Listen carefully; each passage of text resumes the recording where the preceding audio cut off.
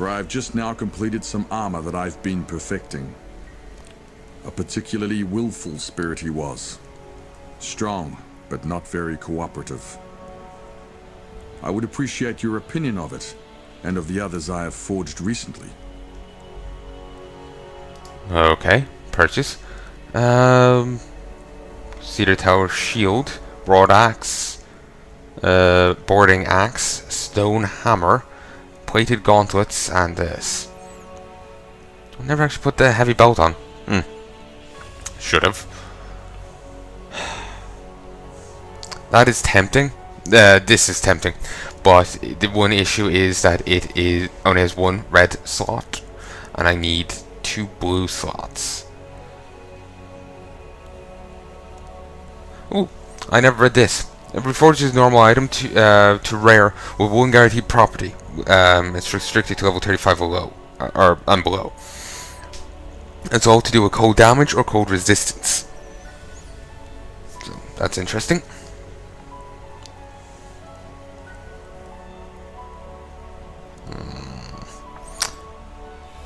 None of interest. So items. This is honestly tempting. 150 armor, but that does give me only a bit less armor and a ton of evasion. What? Yeah.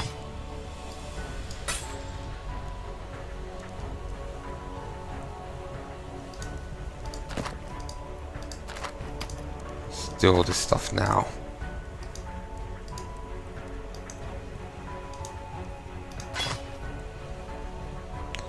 Okay, fair bit higher armor, but no green slot.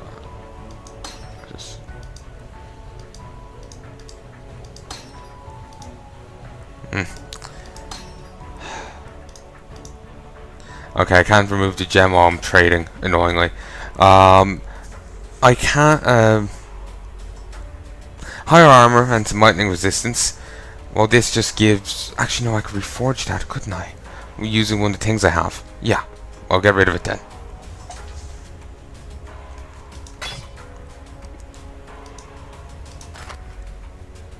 Okay, Panicked Grand Mana Flask of Heat.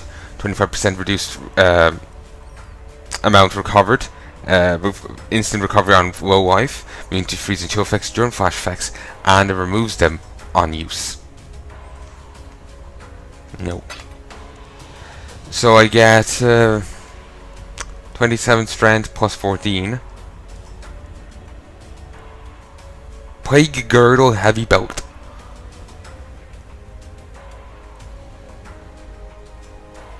So I get 41 strength from it. As well as 11 life, reflects 1 damage, and some stun resist. Okay, I can't fix that up right now. I'll stick with what I have. I'll get rid of that, I already have it. Lightning Arrow requires a bow, so I'll get rid of that.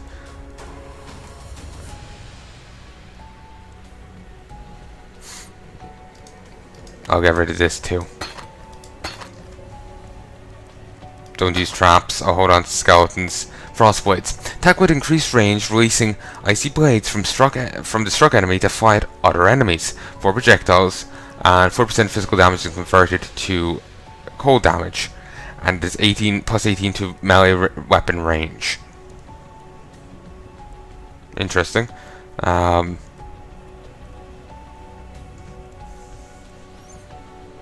kind of happy with what I have though. So I'll get rid of that. I can rebuy it if I need to. Let's see. 5 to 7 fire damage, 1 to 5 lightning damage. There's 40 accuracy and 12 fire resist.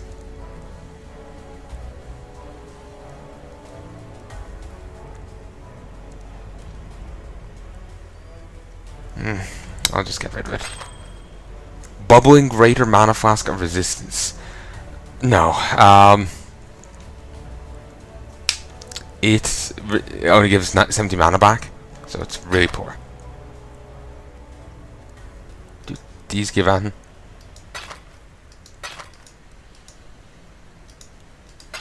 Yeah, they're only worth a single one of those. Baleful gem. The withering glare of corruption made corporeal and pulsate in crystal.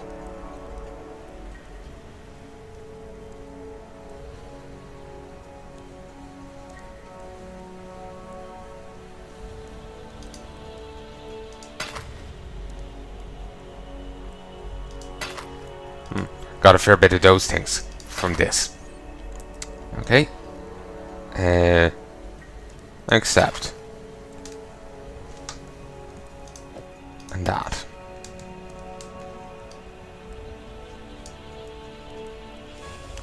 Tempting to use... Actually, firstly... I can either use just an orbital transmutation, or I can use this. And on gauntlets, it will give just me some cold resist.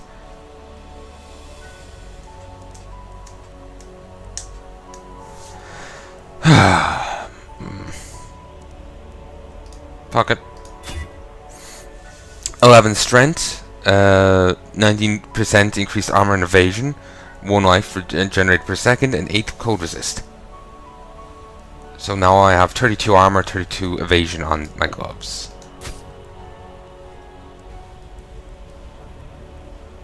Let us take this down and improve the quality of it.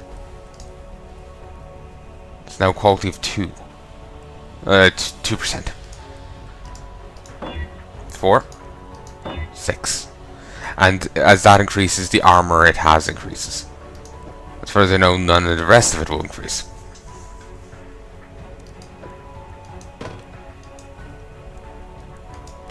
That went up to 13. 15.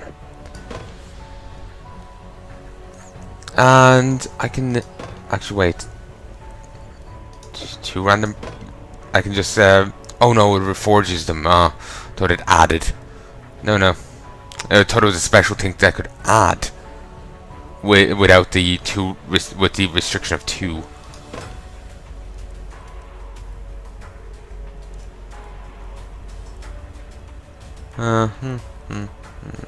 Yeah, no. We'll head over to the Ivanse? Hello. No. What a lovely day. New? Welcome. No. Hopefully at some stage they'll catch up. Hopefully. Get rid of it, get rid of it, get rid of it. Puncture. Puncture is target causing a bleeding debuff. While bleeding, they take damage over time based on how much damage dealt in the initial hit. The bleeding deals more damage while they move. Puncture works with bows, daggers, claws, or swords. Bleeding target takes 10% of the physical damage dealt per second and lasts for 5 seconds, so 50%. Bleeding targets take an additional 50% of physical damage dealt per second while moving. So, so does that mean say if they're moving for the entire 5 seconds, they take, and you do 100 damage in the initial hit, that means they take 100 damage from the dot, or do they take 50% of the dot again?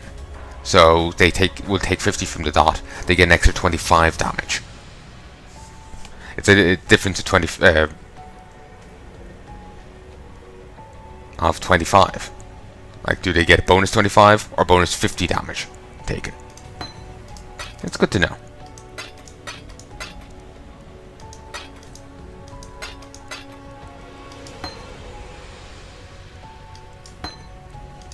Should have sold the mine, but whatever. Excuse me. Oh, wait. I have 10 armor scraps and 5 of these. Interesting. Tempting to actually use them. You know what? Fine.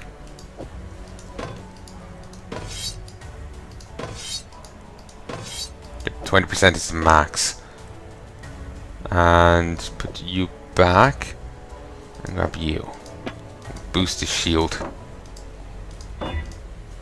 Brings it up by like 2% each time. Though annoyingly I had spent an extra one on that because it got on to 19%. Like because it started off on even.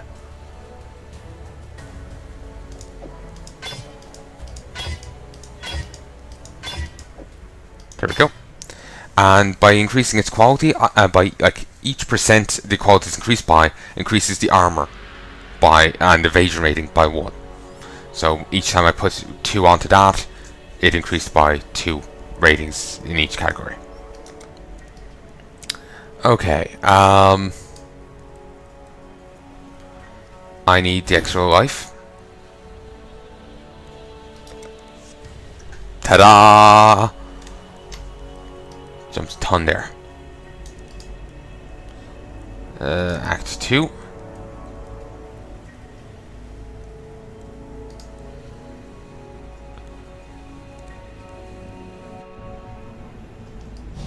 Okay.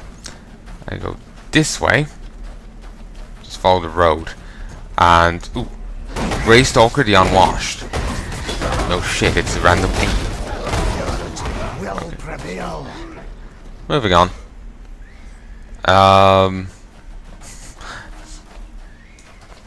Wrong way. I didn't realize we started off here. Okay, we have to follow the river the other way around. I thought the portal was near to the entrance and to the where they were.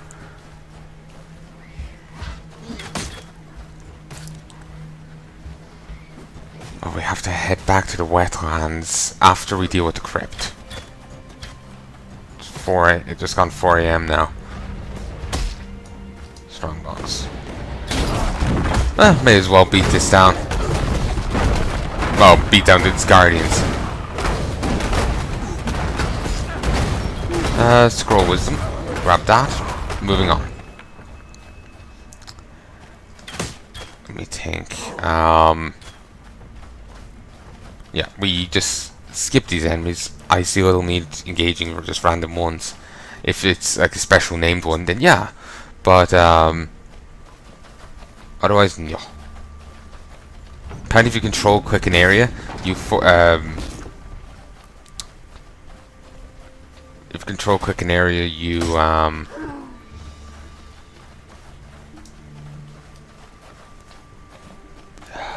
do whatever. Like if on the instance portal, you forcibly create a new one. I'm saying forcibly. They just use that word on the tooltip, so that's why I keep saying it. I'll try not to sneeze.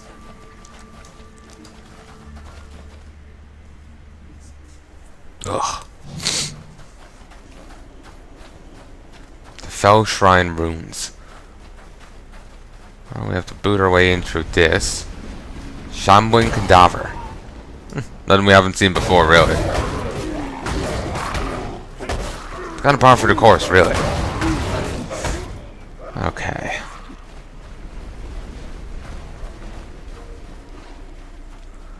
Let us see. Is there anything of interest to engage? So far, the answer is no. Hulking Titan. Let me go grab some more alcohol. I'll continue playing with one hand. Heh.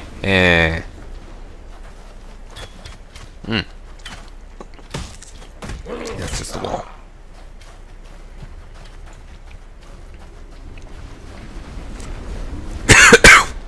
Oh, Christ.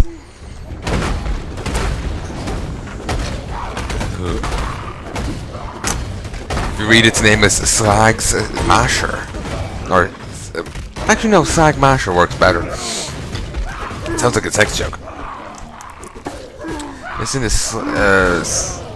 Slag an alternative word for slut? Or maybe it's an alternative word for whore. But it's a sex joke. Yeah, if that's accurate. I know slag, it can also be something to do with metal, metallurgy. Be related to that, but I'm going that way because I can make a joke. Apparently I'm not high enough level to upgrade that any further. C'est la vie. I don't know how I'll go on. Okay, fine. We'll kill off Yi. Gaunt render the shuffling. Remind me of a thing I saw online. Apparently there was some 4chan post. People, someone came up with an idea, forum game kind of thing. Of it's like you're controlling a character, and it was a Tyranid that basically starts acting like a imperial commissar with an obsession on sandwiches. Like it just develops its own mind, and which Tyranids don't have. They're part of a hive mind, and it wanders. Well, it goes with the pack. They've killed Commissar, and it takes its coat and its hat. And at one stage, it sees some soldiers slacking off, so much so they didn't notice a huge wave of Tyranids running in their direction. So it gets up and starts giving out to them, telling them to be on guard and everything. It was hilarious. They panic and open fire. Some of them do. It guns them down because it also stole the Commissar's pistol. And it was just very ridiculous, very silly. It was funny. It sadly never got completed, and it's a few years old, so I probably never will. But it was a funny idea, a funny little story for what it was. Commissar Gaunt or something, or yeah, I think actually no. There's a guy a human guy by Commissar Gaunt. It's some play on his name. And the fact that the Tyranid's actual classification is Gaunt. Something Gaunt. Not named after him, it's purely coincidental. As far as I know, anyway. I don't know much about 40k. You'll be better off having a chat with, or, listening to someone who actually knows something about 40k, like Arch or Warhammer 40k, 40k theories, or... oh damn, there's another one I followed. I only had a little look of their videos. I was like started listening to it and I was like, ooh, this is interesting. I have to do some first. I'll come back to it. Never did. I'll tab make sure I'm recording. Recording locally. And the mic is that's fine, that's all that's fine. Always good. But yeah, I can't remember the person's name, but there's a few different YouTubers. There's plenty of different YouTubers out there know more about 40k lore than I do. I just find some of it interesting, so I take a listen every so often. Damn it, sorry. Sometimes I default to saying things, and it's not what I mean to say. I take a I look into the 40k lore every once in a while because it's a little interesting. I mainly like Arch's videos. I watch a fair few of 40k theories videos, as well, but I really like Arch's videos because they're long and detailed, and I like his way of phrasing things. But he's funny and accurate. Like I like 1D4chan's way of phrasing things, but I question the accuracy. I find some of the phrasing funny. Arch, he's presumably substantially more accurate, while funnily phrasing things. It depends on the video. I remember he was talking about a Warhammer fantasy group. It was like the bodyguards for the Phoenix King. The only heir to the Phoenix, to be person in line to be Phoenix King, was someone a great distance away. So he had no protection. So a ton of dark elves were trying to kill him. And some woodsmen come in and save him when they see him being attacked. They just take their axes to the dark elves and finish him off. Arch had a funny phrasing about the dark elves trying to assassinate him, and it was just that when the woodsmen attacked, rushed to his defense, they were trying to save his virginities, or he had funny phrasing along those lines, and it's it's better that you hear it than me retelling it somewhat tipsy. To be honest, I'm not even sure how much of an effect this is having on me. I remember when I had Hobgoblin, I was like, listening to the first half of my Gunpoint playthrough, I felt tipsy as fuck. Maybe it's because I'm sipping at it rather than anything else. If I just chugged it, it'd be different. But I'm nursing it here. Anyway. On this day, the second Socrato of Verusi, 1334 I